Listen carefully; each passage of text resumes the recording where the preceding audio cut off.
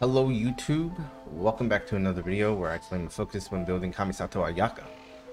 This video is a little late and I could have gotten it out earlier if I had the time to do so, but here I am finally getting out there for you people to see. Now I did write as much details as I could and I will explain as much as I can for what you should be focusing on when building her.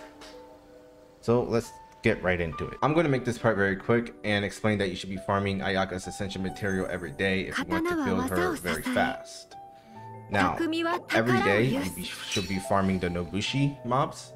They drop these. These are one of her character level up materials. Every other day you should be farming the Sakura blooms. They're scattered around the map as well. They're only in this part of the map, Narukami Island. This is where you pretty much are going to be farming these blooms.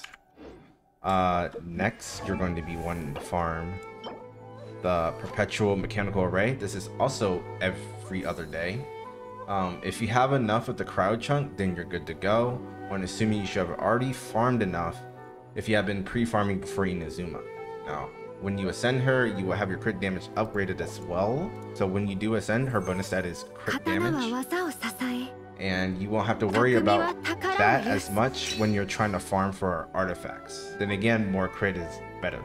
Oh, also to note that I will post the interactive map for those who don't know about it. It's going to be put down in the link. The link is going to be down in the description down below. Next is a weapon of choice.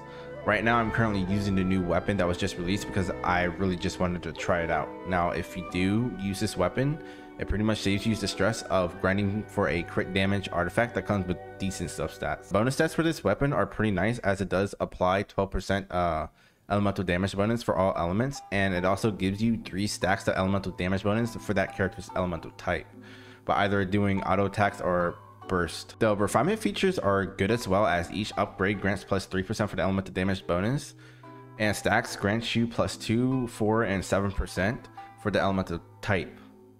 Also, start building your weapon after you finish building Ayaka, and when you are building Ayaka, make the artifact farming the last thing you do. I pretty much just slapped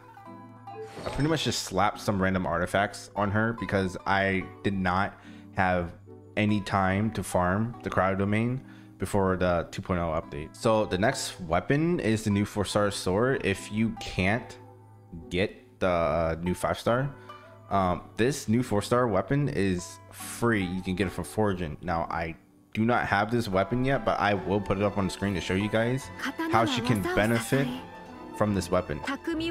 Now, not only will she benefit from the attack percent stat, but because of the energy recharge effect, you can use your skill and you can gain 1 stack, but you can have up to 3 stacks, and each stack will gain you 6 energy from each of those stacks from after you use your burst. So you're getting a refund, and if you consume a total of 3 stacks, it will refund you 18% energy, and this is refinement rank 1, by the way. The number of energy will also go up upon refinement, so don't worry if it does look like you're getting nothing back, because you actually are. For just refinement rank 1, you're getting almost a quarter of your burst back already. Next is Festering Desire. This weapon gives you the energy recharge stat and gives you the opportunity to build your artifacts in a different manner if you like. This weapon can now go with the new Severed Fate artifact set that gives you the recharge bonus. Equipping this weapon with a 4-piece should really help with burst damage, as the artifact can grant you up to 75% bonus damage. That goes without saying, the more energy recharge you have, the more damage your burst would deal to your opponents. And you can definitely benefit a lot from this combo, by the way. If you don't have the new 5-star sword or unable to craft a new 4-star sword, this weapon can be your next weapon. If you've been playing before 1.2, you would have been able to get this sword from an event with the addition of Dragon Spine and whatnot. So for those who played after 1.2, you sadly just don't get to have this sword. Next is Blackcliff. This is one more weapon that could be recommended if you need more crit damage. If you don't have the new 5-star weapon, of course, that is. There isn't much to say about this weapon besides the attack bonus it does grant. After defeating an opponent, you are guaranteed to benefit from this, as the max bonus is 36 on refinement rank 1, but on refinement rank 5 it's 72%. So that's a massive attack bonus, by the way. It's very helpful if you just don't have any good artifacts that has its main stat of attack percent bonus.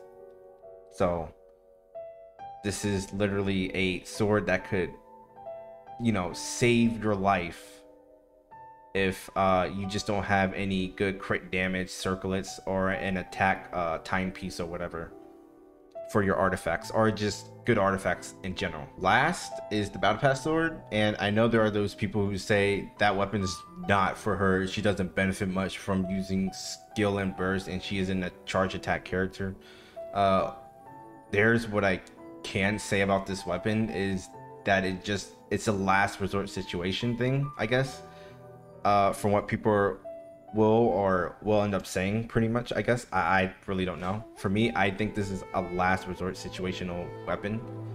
It has the crit rate, you know, the stat, increases damage dealt by normal and charge attack by 25%. Obviously this is refinement rank 2.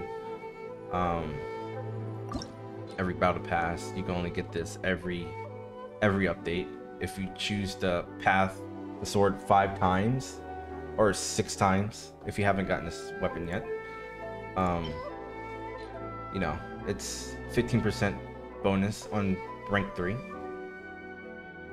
So right now I have rank 2. I'm working on getting a rank 3, and that's pretty much it, to be honest. I mean, this stat right here additionally regenerates 70% of attack as HP when normal and charge attacks score a critical hit. I really don't think this is a very useful, you know, bonus stat at all. So I can see why people would say, oh, this weapon is just a bad weapon. Okay, now moving on to the constellations, and it's pretty straightforward that you really don't need to see one, as you don't benefit anything but just a very little cooldown, like literally just a 0.3% cooldown. You don't benefit from this because your cooldown is pretty much 10 seconds. Anybody can wait 10 seconds. It's really nothing to benefit from. C2, it just adds 2 frost flakes, dealing 20% of the original storm. C4, it decreases their defense by 30%. That's just something you really just don't need to even be worrying about. I mean, if you have good stats or whatever, you're pretty much good to go. Defense decreasement, it just doesn't matter. And then C6, I just something you shouldn't take seriously, even if it does do more damage after waiting 10 seconds. I mean, seriously, after waiting 10 seconds is something you really shouldn't take seriously. It's cleared 0.5 seconds after her charge attack. So, and this is every 10 seconds, by the way. So yeah, that's basically it. There's nothing interesting about her constellations. She's perfectly fine at C0. So for those who were wondering whether I need to add a constellation or not, you don't need to. You're perfectly fine at C0. Okay, that's it. Last is the talents and the pathing you should take when leveling them up.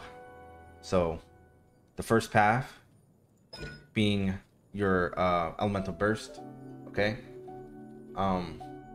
this is where all her damage comes from, and once reached level 4, you know, bloom damage is already surpassed 200 and cutting damage is nearly 150.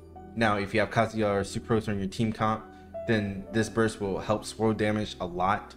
For Ben on your team, Ayaka's burst will obviously be stronger depending on how you built Bennett, depending you built him as a healer or just a buffed character or an attack character, depending on how. I haven't built Bennett, so I really don't know. The second path, your normal auto attacks. Now looking at the percentage, you will want to charge attack after your 4th auto, okay? And 111.5% more damage if you decide to do a charge attack after the 5th, okay? Now here's why. So in calculation, It's only 13% more damage if you do a charge attack after the 4th auto. Obviously, the more damage is, the better. Okay. So the last path is your skill. Now, why path auto before your skill? Because you're only doing 300% damage every 10 seconds. If you path your skill before your auto, you will surely be doing 400% less damage. Now here's where the calculation comes in. Doing 200 more in one auto rotation is obviously optimal, meaning you can get 2 full auto rotations dealing 400% in 10 seconds of the skill cooldown. This is why auto attacks are pathed second and skill pathed last. Now these calculations were done at level 4 like I said before, but I do recommend focusing one path at a time and getting each talent to level 8. So what I mean by focusing each path at a time, I mean, you know, get this to level 8 first. Don't do anything, don't do the other 2 paths equally. So that's pretty much what I mean. Just don't do all 3 paths at the same time. Focus one path, get this to level 8, then get your auto to level 8, and then focus your E last and get it to level 8. And that's about everything I have to talk about Ayaka. Okay, I wish I had gotten this video out sooner, but I wanted to make sure I had enough info on her to put into a video. So obviously I did not go into far details on her, but I wanted to send out a quick and easy detailed guide to those who don't really care about every other detail that they need to know. So I do hope this video was helpful nonetheless. I'm Iridium. Thanks for watching. Take care.